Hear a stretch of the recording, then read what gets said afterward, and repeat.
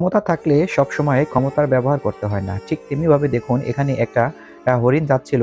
তার মধ্যে কিন্তু একটা সিংহ এসে কিন্তু এটাকে শিকার করার জন্য কিন্তু মুখে নিয়ে কিন্তু দৌড় দিচ্ছে।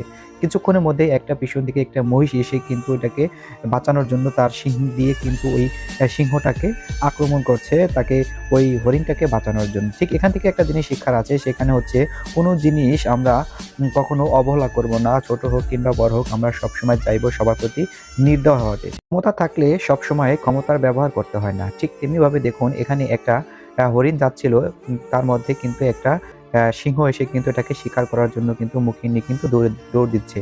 কিছুক্ষণের মধ্যেই একটা পিছন দিকে একটা মহিষ এসে কিন্তু এটাকে বাঁচানোর জন্য তার শিং দিয়ে কিন্তু ওই সিংহটাকে আক্রমণ করছে, তাকে ওই হরিণটাকে বাঁচানোর জন্য। ঠিক এখান থেকে একটা জিনিস শিক্ষার আছে, সেখানে হচ্ছে কোনো জিনিস আমরা কখনো অবহেলা করব না। ছোট হোক কিংবা বড় হোক, আমরা সবসময় চাইবো সবার প্রতি নির্দয় হওয়াতে।